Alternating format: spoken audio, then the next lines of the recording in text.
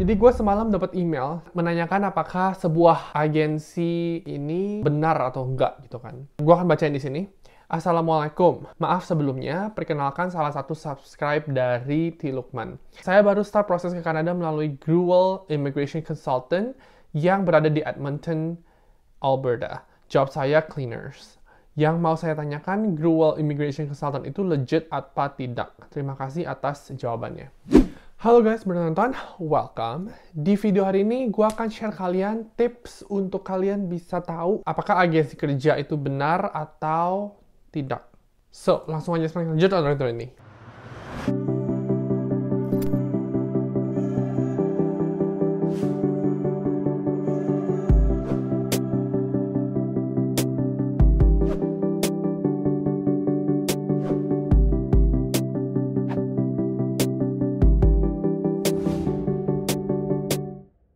Disclaimer aja, ini gue nggak bisa yang namanya ngasih tahu, oke, ini sah, ini tukang tipu, ini beneran, ini bohongan, gitu. Enggak. Tapi yang gue bisa ngasih tahu kalian adalah berdasarkan nih langkah-langkah yang gue lakuin ini, kemungkinan besar, oke, ini benar, kemungkinan besar ini salah, gitu. Dan kita akan menggunakan contoh dari email ini, yaitu Gruel Immigration Consultant, oke? So, langsung aja, tips yang pertama, kita lihat dari website-nya. Website itu kadang-kadang bisa terlihat legit ya, terlihat sah, terlihat bener, meskipun itu bohongan. Nah, tapi kita lihatnya itu dari alamatnya, oke? Jadi langsung aja kita ke Google ya. Ke Google kita ketik aja langsung Gruel Immigration Consultant. Oke, langsung ada di sini, oke? This is a good sign, oke? Sign yang bagus. Terus di sini kita bisa lihat ada websitenya kan. Kita klik aja websitenya di sini. Nah, ini websitenya kayak gini. Oke, kelihatannya bagus, kelihatannya legit. Dan banyak banget ya website-website yang bohongan, yang gadungan, tapi websitenya bagus gitu. Tapi di sini gue mau ngasih lihat kalian itu dari alamatnya. Nah, jadi alamatnya itu dia .ca ya kan, which is benar gitu. Karena kalau di Kanada biasanya .ca, kalau di Amerika .com, kalau Indonesia kan biasa .co.id gitu. Itu pengaruh gitu. Kalau misalnya ini mengenai imigrasi di Kanada, tapi .com atau .co.uk, nah itu suspicious gitu kan, mencurigakan. Oke, jadi dari websitenya, alamat website bagus, terus mereka benar-benar kasih tahu nih service-service mereka, gitu kan. Oke, nah terus di bawah, oke, ada alamatnya. Oke, ada alamat, tuh ada kontak infonya. Ya kan, ada jamnya segala macam. Oke, that's a good sign, ya kan? Dan ada emailnya. Tuh, emailnya juga sama dengan websitenya, gisl.ca, ya kan? Jadi ini legit. Kalau misalnya emailnya Gmail, wah itu mencurigakan gitu kan. So itu yang pertama.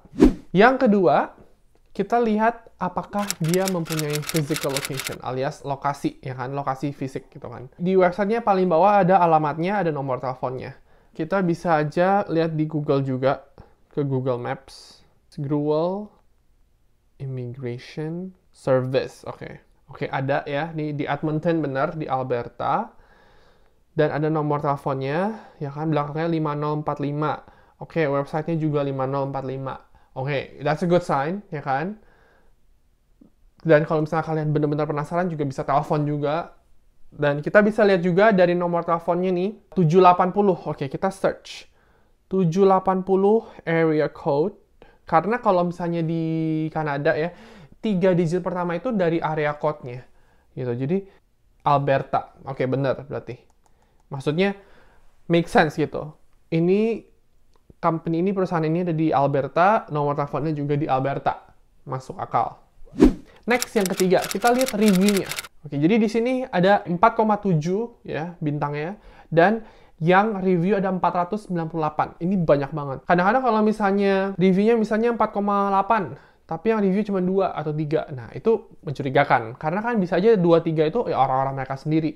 Tapi ini 498. Jadi dari segi angka ya cukup bagus. Kita kan cukup banyak. Oke. Terus kita lihat reviewnya. Oke, contoh yang pertama. I had a wonderful experience with Gruel Immigration. Staff is very generous, polite, and welcoming. A very big thanks to blah blah blah blah blah blah blah. Oke, banyak reviewnya. Oke, tapi ini yang pertama, review pertama agak mencurigakan. Karena nama belakangnya dia sama dengan nama perusahaannya. Jochen Gruwel, dan immigration-nya adalah Gruwel Immigration. Nah, kalau misalnya dia adalah satu-satunya review, ya kan, di company ini, itu mencurigakan. Karena nama belakangnya Gruwel. Bisa aja itu orang-orangnya dia, gitu. Tapi dia bukan satu-satunya orang yang review. Jadi banyak juga nih yang review yang lain.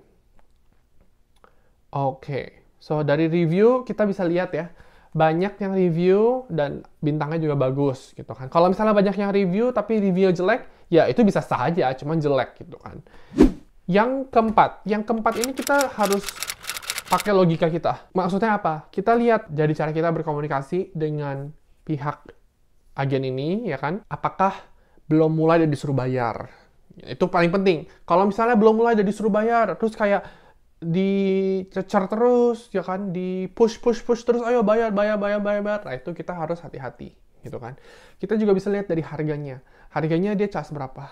Orang-orang lain berapa? Gitu. Apakah setara? Gitu. Kalau misalnya yang lain charge-nya 1.000, dia charge-nya cuma 200. Nah, itu kan mencurigakan. Jauh lebih murah karena mungkin dia cuma mau duitnya. Itu kan juga bisa. Gitu. Jadi kita harus pakai logika, ya kan? Dari segi harga kita bisa lihat gitu kan, dari segi kita berinteraksi kita lihat gimana, apakah dia benar-benar terlalu nge-push, ya kan, ngedorong kita untuk kita bayar di muka apa segala macam, itu juga penting.